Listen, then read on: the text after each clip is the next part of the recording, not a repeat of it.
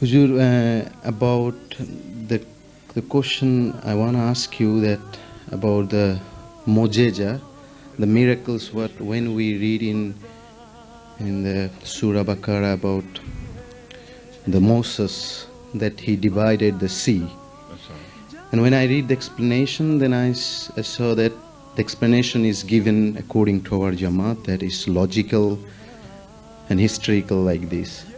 But then the question arises in my head that when Musa Islam, I don't remember exactly, he wrote something and the God Almighty Allah signed that, then the ink fall down. So what is the explanation of that? You see, it is not as... your question is very valid. I'm glad that you think very intelligently and ponder over these things. Right. The explanation given by us is a suggestion.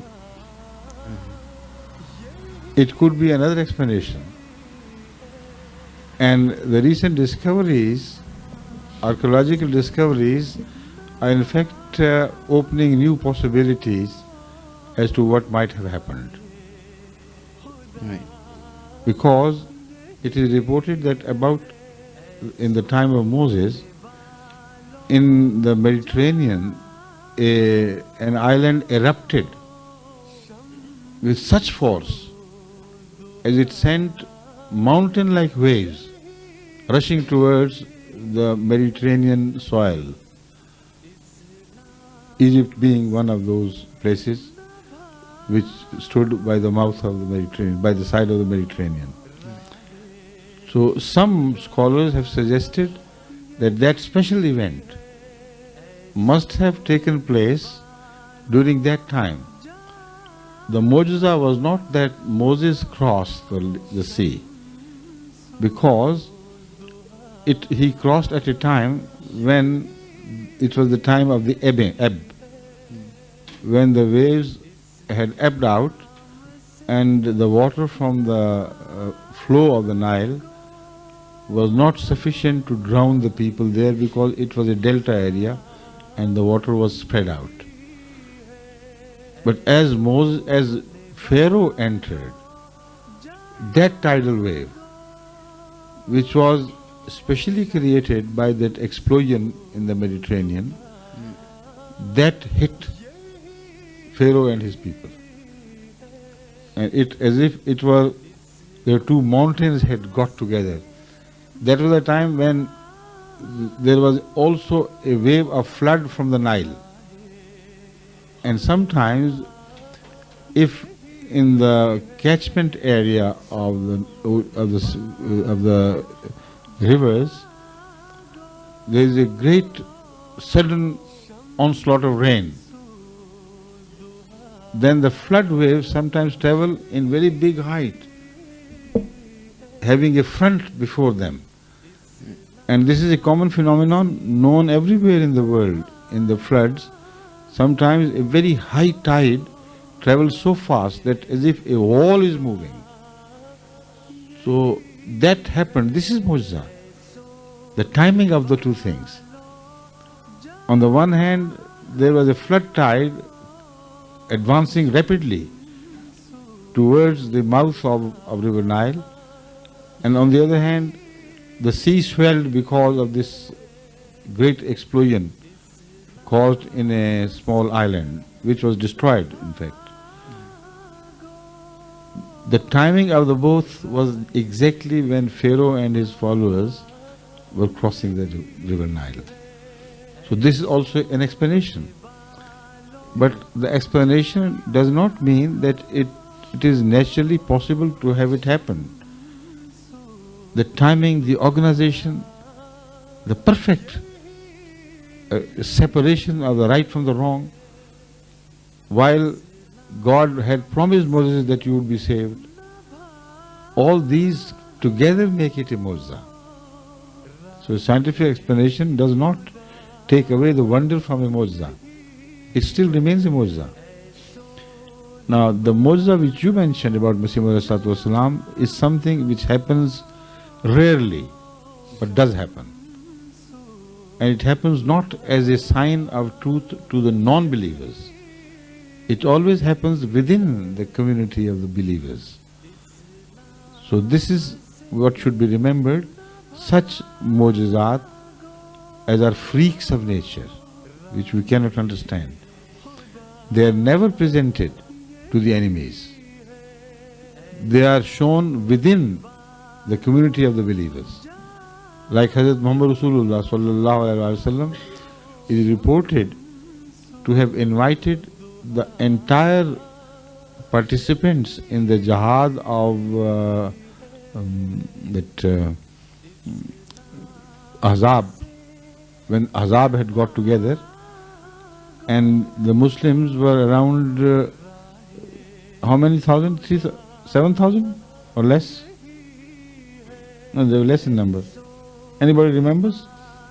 There were certainly more than the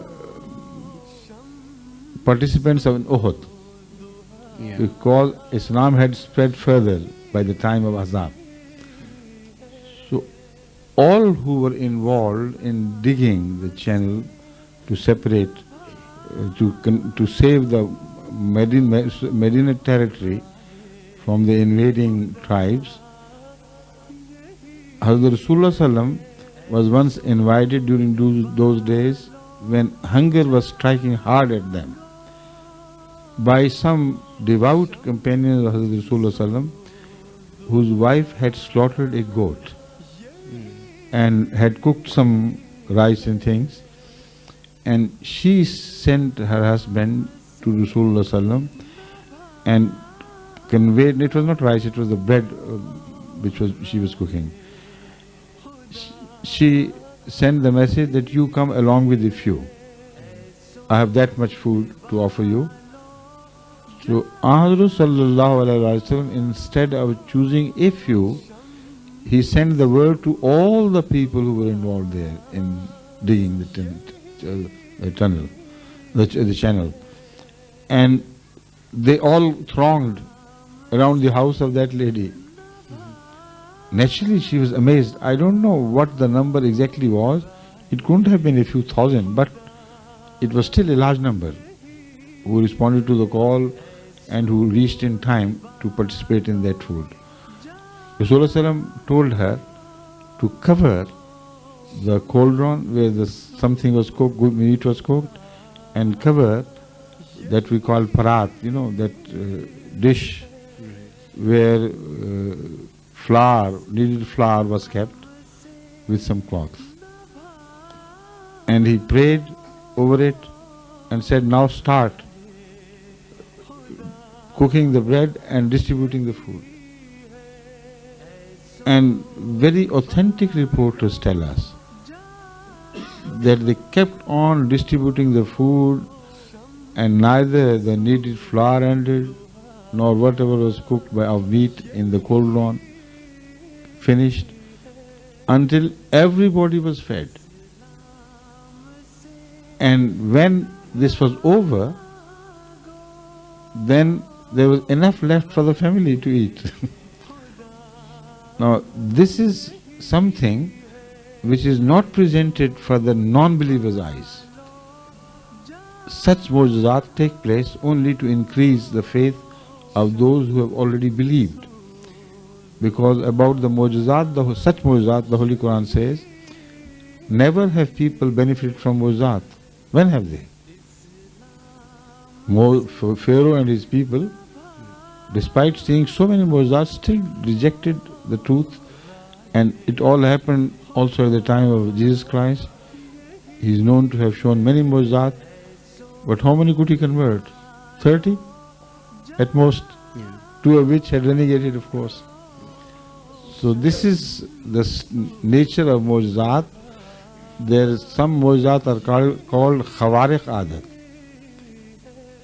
They are freak of nature. They are in breach of apparent breach, not real. Apparent breach of the laws of nature. Such mujizat take place not for the enemy's eyes, but for the eyes of the believers.